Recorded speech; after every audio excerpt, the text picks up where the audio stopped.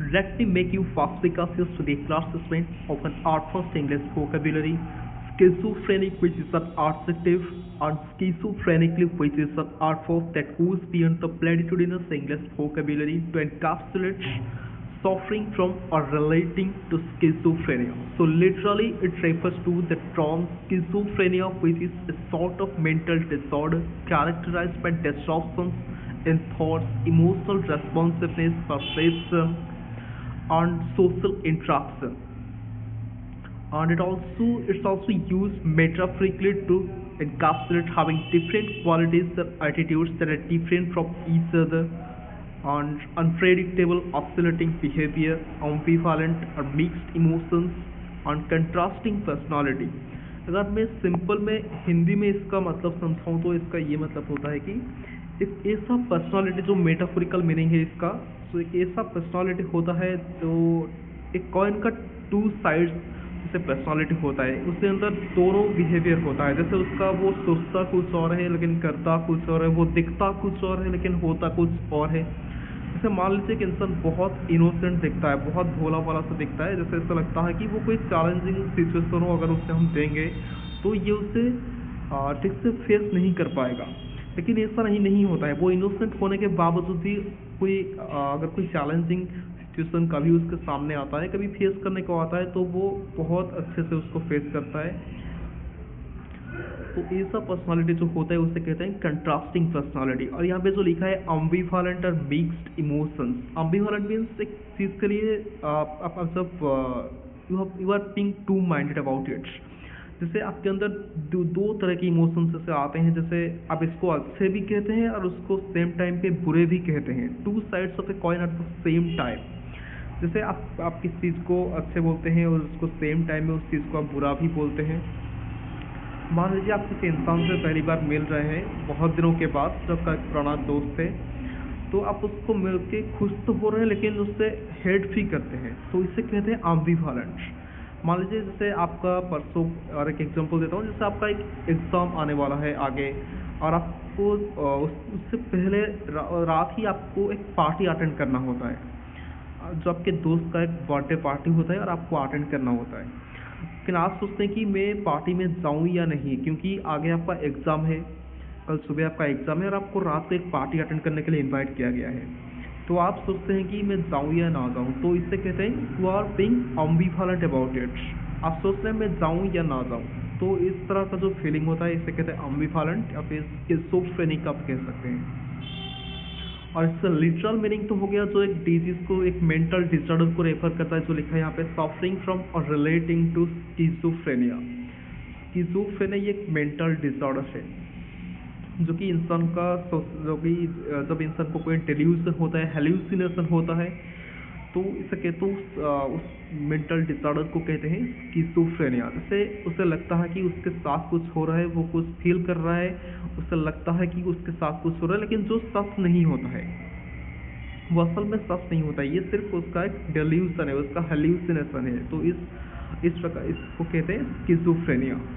और इसको इंग्लिश में मेटाफोरिकली भी यूज़ किया जाता है, जो मीनिंग आपको मैंने अभी अभी बताया, जो होता है हैविंग डिफरेंट क्वालिटीज और attitudes that are different from each other, unpredictable and oscillating behaviour, ambivalent और mixed emotions and contrasting personality. ये हो गया आपका metaphorical meaning. So let's get the hang of some examples. Being a Philipsarian, his rastrophilopastricity is exhibitionistically demonstrative of his schizophrenic comportment.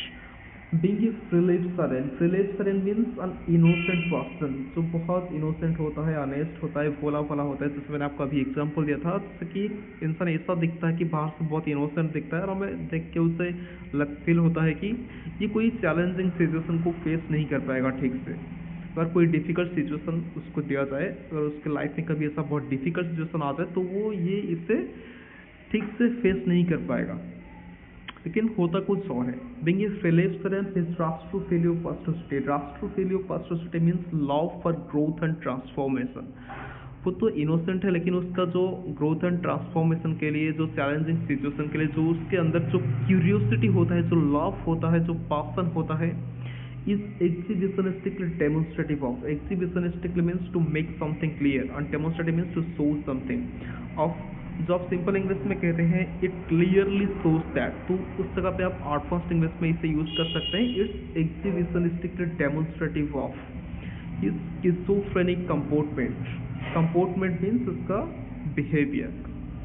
तो ये जो प्रलेसरन innocent honest होने के बावजूद भी जो उसका ग्रोथ या ट्रांसफॉर्मेशन को लेके जो क्यूरियोसिटी है ये उसका स्किज़ोफ्रेनिक बिहेवियर को शो करता है, उसका कंट्रास्टिंग पर्सनालिटी को शो करता है. जैसे उसे देख कर लगता है कि ये कोई चैलेंजिंग या फिर कोई डिफिकल्ट सिचुएशन को फेस नहीं कर पाएगा, लेकिन ऐसा नहीं होता है. उसके अंदर वो क्यूरियोसिटी है तो वो फेस कर सकता है. इनोसेंट होने के बावजूद भी ये भी काबिलियत उसके अंदर है, इसलिए उसके बिहेवियर को स्किज़ोफ्रेनिक बोला गया है. Being a proliferarian, his Rashtrofilio pastorality is exhibitionistically demonstrative of his schizophrenic comportment.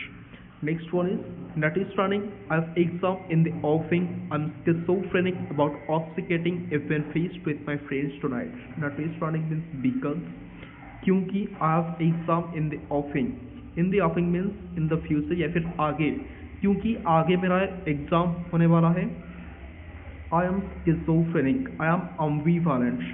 I have some mixed feelings about obfuscating. Obfuscating means celebrating. A win feast. Win feast means एक party. Simple English आप party use करते हैं, dinner war का use करते हैं, तो art first English में उसे विन फीस्ट कह सकते हैं. विथ माई फ्रेंड्स टुनाइट, क्योंकि मेरा आगे एग्जाम आने वाला है इसलिए मैं I am schizophrenic. I am ambivalent. अभी तो मैंने आपको बताया था अम्बिवालेंट एंड मिक्स्ड इमोशंस.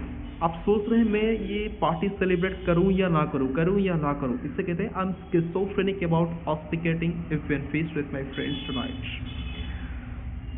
क्योंकि आगे मेरा एग्जाम होने वाला है इसलिए मैं schizophrenic I am really ambivalent. मैं करूं या ना करूं ये सोच रहा हूं कि मेरे फ्रेंड्स के साथ आज रात जो पार्टी होने वाला है मैं उससे उनके साथ सेलिब्रेट करूं या ना करूं. Notice running. I have exam in the offing. I'm schizophrenic about obfuscating a pen feast with my friends tonight. Next one is she managed to conceive of schizophrenically for the dinner. Moreover, it's physioliptic. She managed to conceive of schizophrenically for the dinner. Moreover, it's physioliptic. She managed to conceive of means बहुत जल्दी कुछ ना कुछ बना लेना, कुछ ना कुछ रसोई करना. To cook something quickly. तो उसके पास जो भी था वो सब कुछ मिला के कुछ हमारे लिए बनाने में सक्षम रहा. She manage to consider of, she manage to cook schizophrenically for the dinner. वो यहाँ पे स्किज़ोफ्रेनिक का मतलब हो गया ब्लेंडिंग एलिमेंट्स. तो उसके पास जो भी कुछ चीज़ें था उसको सब मिला जुला के कुछ ना कुछ तो बना डाला खाने के लिए, इसलिए यहाँ पे इस वर्ड का यूज़ किया गया है स्किज़ोफ्रेनिकली. Art form.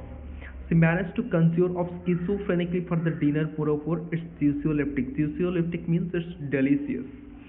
तो वो उसके पास जो था वो कुछ बना डाला. इससे लगा कि वो कुछ अच्छा नहीं होगा क्योंकि वो कुछ ना कुछ जो भी था वो कुछ मैनेज कर लिया है, कुछ ना कुछ बना लिया है, लेकिन वो उसके बावजूद भी बहुत डेलीशियस था. physioliptic. She managed to conceive of schizophrenically for the dinner. Moreover, it's physioliptic. Last one is my contemplation of fraternizing with that orthopathological person. She said schizophrenically between excogitating that I'm extending an olive branch with a prelapsarian and inadvertently I'm fraternizing with an amatorculist.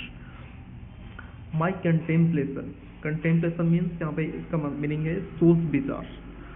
जो आपका logical thinking होता है उसे advance English में कहते हैं contemplation, विचार करना.